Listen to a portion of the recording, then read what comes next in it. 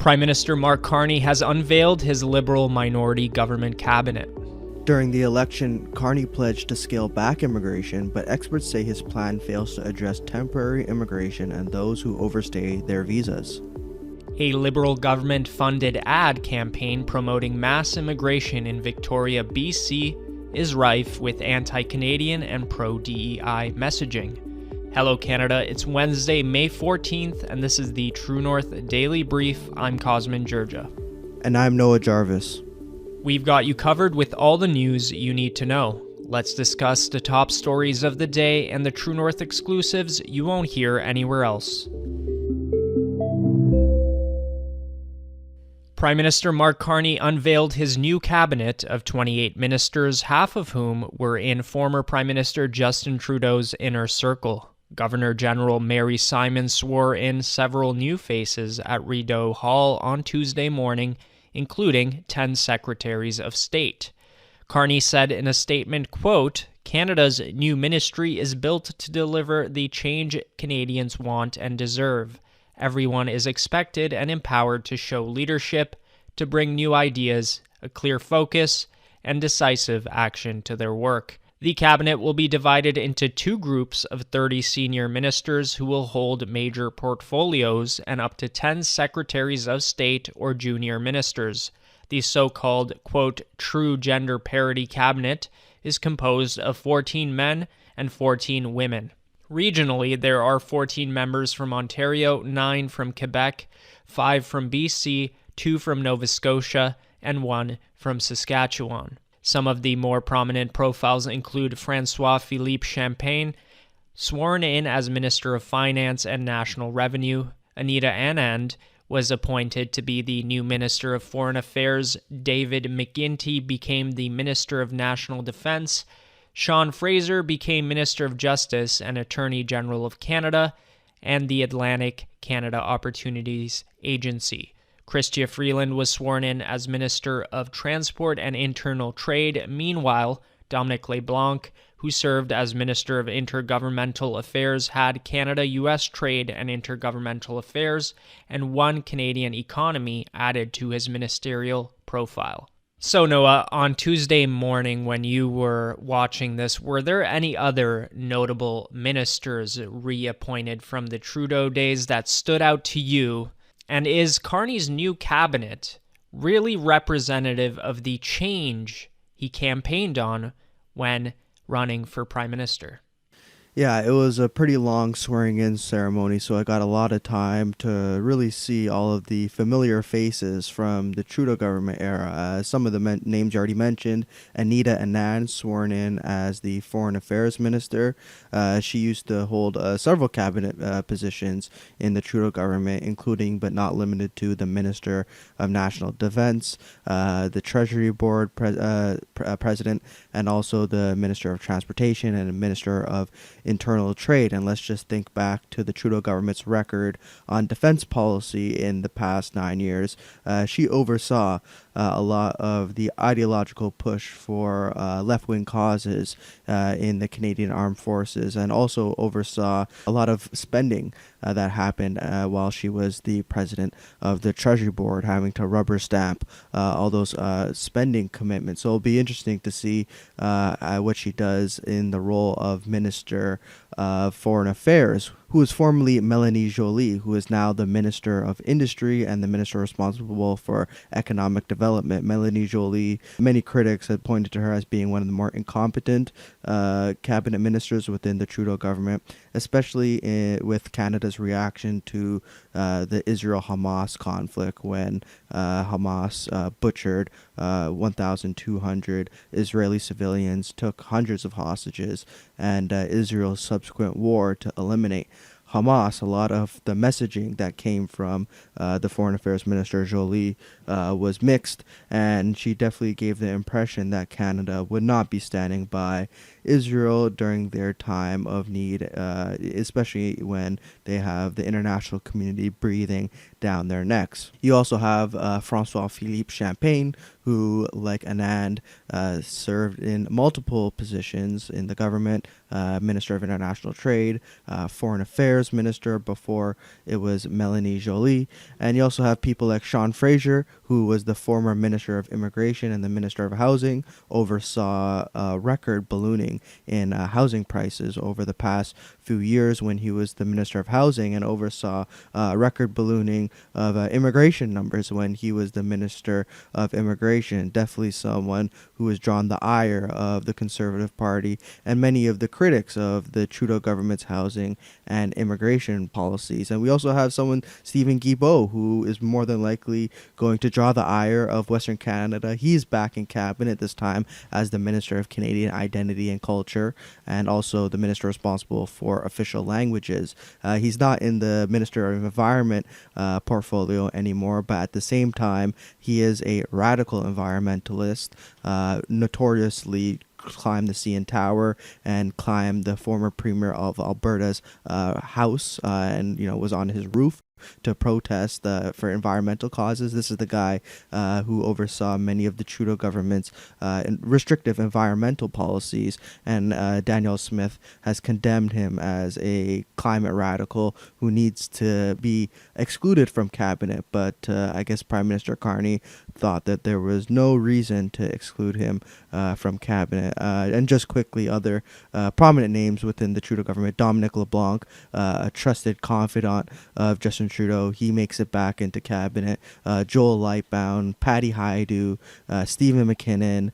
These are all familiar faces from the Trudeau government years. So there's a lot of continuity here, and a lot of the critics of the Trudeau government are also probably not happy that Carney is appointing a lot of the ministers responsible for overseeing and implementing many of the disastrous policies that people didn't like over the past 10 years. So this is not really very much of a change in terms of the personnel that'll be operating the levers of government, although there are some fresh faces. Many of these fresh faces are sort of status quo liberals. For example, someone like Gregor Robertson, he's now the Minister of Housing. He's someone who has basically condemned the idea that foreign nationals have been buying up housing and leaving it vacant, leading to problems with the housing crisis. He basically denied that this was happening and accused those who were making those claims of racism. And this is the person who's going to be the Minister of Housing. Evan Solomon, who has been a close confidant of Mark Carney for many years, or even got fired from the CBC for certain art deals that involved Mark Carney. He's going to be in cabinet under the new role of Minister of AI and Digital Innovation. So we'll see how this Carney government operates, and if they're any different from the Trudeau cabinet and how they've operated over the past 9.5 years. But for the critics of the Liberal government and Prime Minister Carney, it definitely looks like this is going to be something of a status quo government. And for those who were looking for change from the past Prime Minister, I think they might be slightly disappointed. Prime Minister Mark Carney's pledge to return Canada's immigration back to, quote, sustainable levels fails to account for non-permanent residents who strain various social services and public infrastructure, especially when they overstay their visas. Carney said that his government would cap immigration at 5% of Canada's total population by the end of 2027, including both temporary foreign workers and international students. During his first press conference as Prime Minister, Carney said, quote, "It's a sharp drop from the recent high of 7.3%. This will help ease strains on housing, on public infrastructure, and social services." According to Statistics Canada, there are currently just over 3 million non-permanent residents in the country, and likely a sizable portion may not agree to leave on their own once their visas have expired. This problem is at the root of this issue for immigration lawyer Sergio Carras. Carras said, quote, "The problem with the Prime Minister's statements and with the Statistics Canada data he is relying on is that they do not reflect reality. Many individuals whose permits expire have limited or no path to permanent residency, so they simply stay and join the underground economy." Non-permanent residents include international students, work permit holders, asylum claimants, and family members of work or study permit holders. Carney said he intends to maintain the reduction in immigration levels that was ushered in late last year while Justin Trudeau was still Prime Minister. The 2025 to 2027 immigration levels plan was released last fall and aims to gradually reduce the number of migrants from 600,730 this year to 500,016 in 2026 and 543,000 in 2027. While Statistics Canada's estimates are predicted on the presumption that visa holders whose permits have expired will voluntarily leave the country within 120 days, many do not, remaining and working in Canada illegally. Additionally, what happens often is that those with expected permits seek alternative methods to prolong their stay.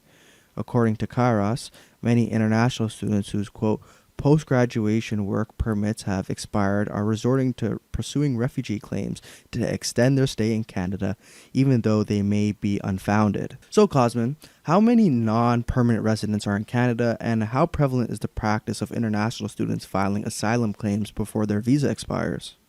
Yeah, so we just saw some government data being released. It was reported on by Global News this week, and the numbers show that international students in 2024 filed a record 20,245 asylum claims.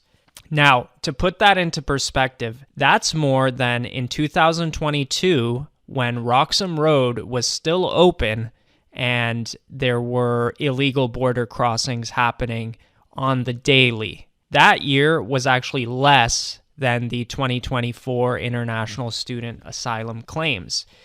It's almost as much as the record illegal asylum crossings, which happened in 2023. That reached about 30,000 that year. And since they've closed Roxham Road, it's slowed down a little bit, but they're still happening. But just to get a grasp on that, we are letting in these people are already here, but we are accepting 20,245 asylum claims from international students. And we should assume that most of these are not legitimate asylum claims. What this does is it increases the backlog. People with legitimate asylum claims get delays. They have to stay in Canada longer before they get an answer.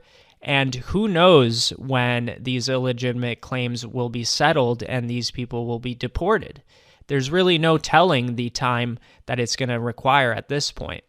And it's a significant increase from previous years, and it's not showing any sign of letting down. As long as we're letting in a huge number of international students, they can potentially, there's nothing preventing them from filing an asylum claim, whether it's legitimate or not. And in 2025, it could be higher. It's actually trending to be higher this year.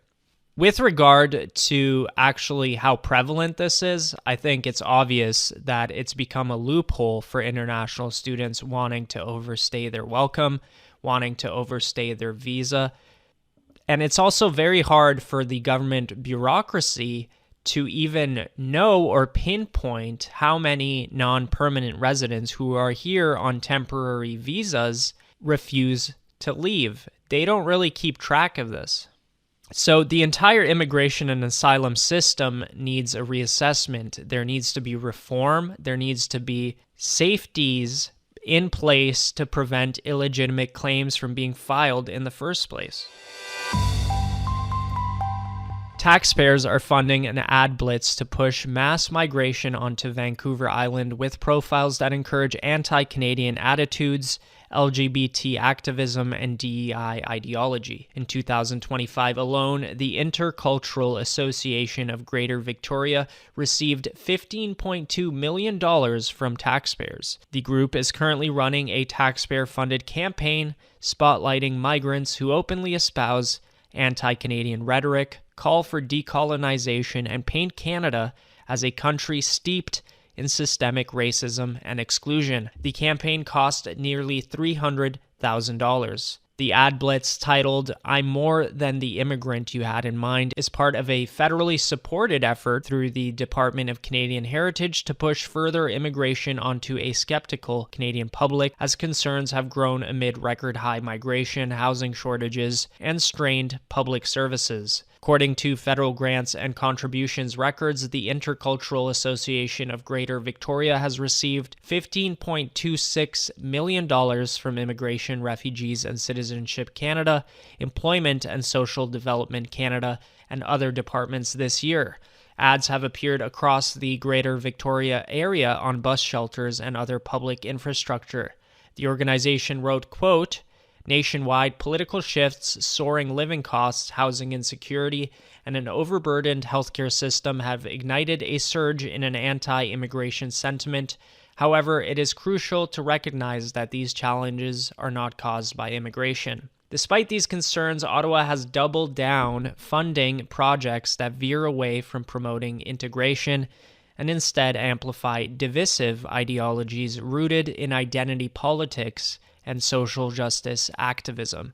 The association interviewed several immigrants who shared their stories about their experiences as newcomers, with some of the interviewees expressing radical views on the Israel-Hamas conflict and the very legitimacy of Canada. Yasmin Barakat, a self-described, quote, "uninvited racialized settler from Jordan," says she is a indigenous Palestinian but feels guilty for participating in what she calls a settler colonial system. Barakat said, quote, "Here, as an indigenous person, I am living on land that was taken from the indigenous peoples, and I never even asked to be invited. I wasn't asked. I didn't even try to reach out when I first got here." In a video posted to the ICA's website, Barakat calls Canada, quote, "so-called Canada" and Turtle Island, a term used by Indigenous Canadians based on their folklore. Barakat, a self-described queer Arab, says she often feels unwelcome and that she does not fit in because of her status as a, quote, "person of color" and her self-identification as a non-binary lesbian. Noah, you investigated this story. What other things did you discover while looking into this program?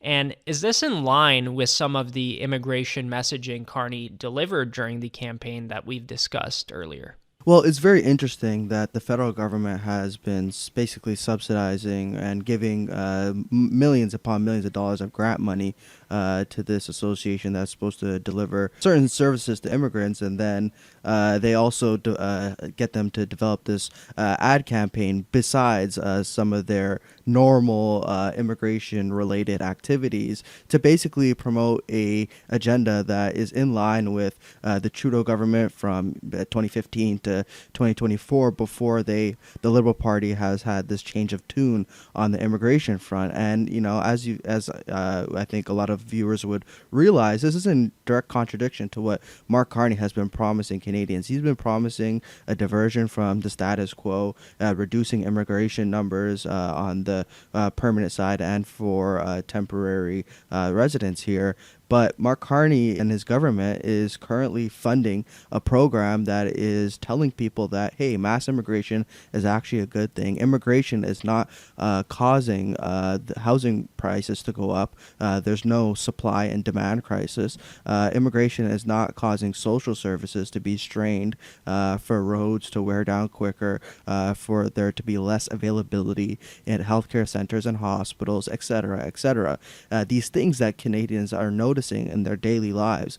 These are the things that they want to tell you just don't exist. And on top of that, they're just pushing a very anti-Canadian message, despite the quote-unquote pro-Canadian, anti-American message that Carney delivered on the campaign trail over the past few months. Mark Carney was talking about the pride of Canada and being proud in our English and French heritage, while you have people on this government-funded program talking about how Canada is a so-called country, and that really we should be using the term Turtle Island, and that this settler colonial state is illegitimate in some way, and how this country is just very oppressive to racial minorities and sexual minorities. This is the type of message that the government of Canada is funding. They're messaging and promoting this agenda to one sort of audience, one far left audience that does exist in the Vancouver, Victoria, in general in the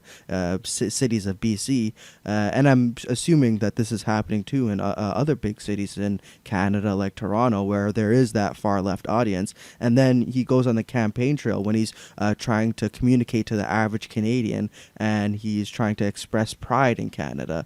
It is deeply cynical for the Canadian government to be operating at cross purposes in this way, in a politically convenient manner. But at the end of the day, cynicism is a word that many Canadians are using to describe the Liberal Party, a cynical party that is willing to implement carbon taxes and then decrease them when it's convenient, a party that is willing to ramp up immigration on ideological grounds and then decrease immigration while calling their critics, who previously were advocating for decreases in immigration, racist. It's something that a lot of Canadians are really sick of, and this is just another example of the cynical far left funding of certain organizations while communicating a different message to Canadians on the campaign trail and just in general. That's it for today, folks. Thanks for tuning in. You can stay on top of new episodes every weekday by subscribing to the Daily Brief on iTunes and Spotify. Also, while you're at it, make sure to hit us with a 5-star rating and please leave a review.